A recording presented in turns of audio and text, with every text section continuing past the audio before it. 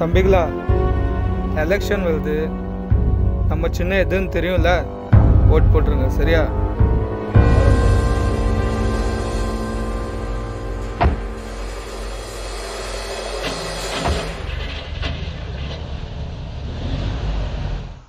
அண்ணே பாருங்களேன், நமக்கு ஒரு பிரச்சனை தேவைன்னா ஒருத்தனும் வர மாட்டாங்க.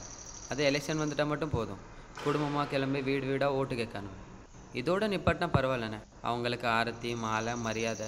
தம்பி, இப்போ என்னதான் உனக்கு பிரச்சனை? எதுக்கு இப்படி புலம்பிட்டு இருக்க? பின்ன என்னண்ணே, நாங்கள் ஆட்சிக்கு வந்தால் அதை பண்ணிடுவோம் இதை பண்ணிடுவோம், வறுமையை ஒழிச்சிருவோம், அப்படி இப்படின்னு நல்லா பேசிட்டு 5 வருஷத்துக்கு மாறி மாறி ஓட்டை வாங்கிட்டு அப்பாவி மக்களை தானே ஏமாற்றிக்கிட்டு இருக்காங்க.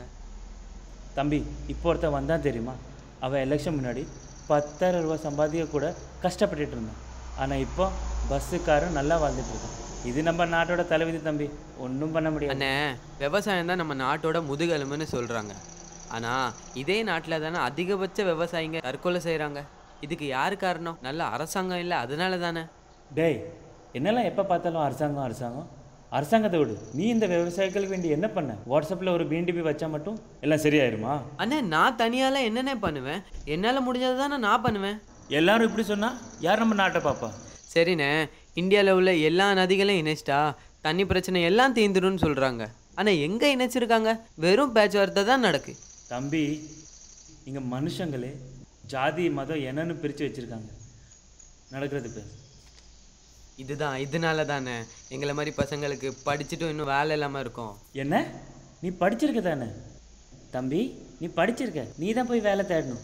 அரசாங்கம் ஒன்றை தேடி வராது, உன் வேலை நீ தான் போய் தேடணும். இங்கே திறமை இருந்தாலும் வேலை கிடைக்காதுண்ணே. தம்பி, திறமை இருந்தால் எல்லாம் நல்லா நடக்கும் தம்பி, வேலை கிடைக்கும். நீ இப்படி சொன்னால் எப்படி நடக்கும்? ஒரு விஷயத்துக்கும் போராட வேண்டியதாக இருக்குண்ணே. தண்ணி பிரச்சனைலேருந்து ஆரம்பித்து மீனவர்கள், ஜல்லிக்கட்டு, ஸ்டெர்லைட்டு, நீட்டுன்னு அப்பப்பப்பப்பா. தம்பி, போராட்டம் சில விஷயத்துக்கு அவசியம்தான். ஆனால் போராட்டமே நம்ம வாழ்க்கை ஆகக்கூடாது. சரி, அதெல்லாம் விடுங்கண்ணே. 1000 ரூபா 2000 ரூபான்னு கொடுத்து மக்களோட ஓட்டை வாங்கிடுறாங்க. அப்புறம் மக்களே ஏமாத்திடுறாங்க. மக்கள் முட்டாளாகி போய் நிற்கிறாங்களே. தம்பி, கவுண்டர் பண்ணி சொன்ன மாதிரி இருக்குது.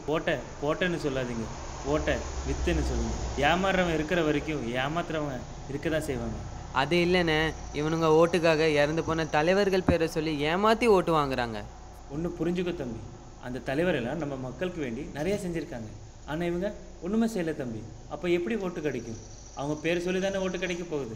நாட்டில் மருத்துவம், பெண்கள் பாதுகாப்பு, கல்வி, குடிநீர், இப்படி எதெல்லாம் அவசியமோ அதுக்கு நம்ம இன்னும் திண்டாடிக்கிட்டு தானே இருக்கோம். இல்லை இங்கே மக்களுக்காக அரசாங்கமா, இல்லை அரசாங்கத்துக்காக மக்களா? தம்பி, இது நம்ம பேசிகிட்டு இருந்தால் பேசிகிட்டே இருப்போம். இது நம்ம 2 பேரால ஒன்றும் பண்ண முடியாது.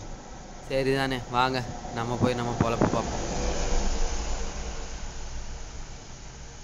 தம்பிகளா, ஒரு நிமிஷம். நல்லா பேசுனீங்கப்பா. நீ எத்தனை தடவை ஓட்டு போட்டிருக்க? 2 தடவைண்ணே. ஆனால் 2 தடவை என்னால் ஓட்டு போட முடியலண்ணே. ஒரு தடவை அக்கா கல்யாணம், ஆனால் இன்னொரு தடவை எனக்கு உடம்பு சரியில்லைண்ணே, என்னால் ஓட்டு போட முடியலண்ணே. நீ போங்கண்ணே, நான் போட போகிற ஒரு ஓட்டில் தான் நாடு மாறப்போகுது பாருங்க. இதுதான் முதல் தடவை. ஆனால் இந்த அரசியல்வாதிகள்லாம் பார்க்கும்போது போடவா வேணாமான்னு தோணுது. இதப்பா நீ பண்ணுற தப்பு. நம்ம ஐயா அப்துல் கலாம் சொன்ன மாதிரி இந்த இந்தியாவோட தூண்களே நீங்கள் தான். மற்றவங்களை குறை சொல்றதை விட்டுட்டு இந்த இந்திய குடிமகன நாட்டுக்கு நீங்கள் 2 பேரும் என்ன பண்ணியிருக்கீங்க? வீட்டில் உட்காந்து ஐபிஎல் மேட்சை நான் மட்டும் உட்காந்து பார்க்குறீங்களே, அதே கவனத்தை அரசியல் மேலேயும் காட்டுங்க. 11 பேரை சேர்த்து கிரிக்கெட் விளையாண்டா காசு கிடைக்கும்னு நினச்சி உட்காந்து விளையாடுறீங்களா? அதே நேரத்தில் இந்த தொகுதியோட, உங்கள் தொகுதியோட எம்பி யார், பிரதமர் யார், அவங்கள தேர்ந்தெடுக்கிறதுலையும் கொஞ்சம் கவனம் செலுத்துங்க. எலெக்ஷன் கார்டை சிம் கார்டு வாங்குறதுக்கும் சிலிண்டர் வாங்குறதுக்கு மட்டும் யூஸ் பண்ணாதீங்க.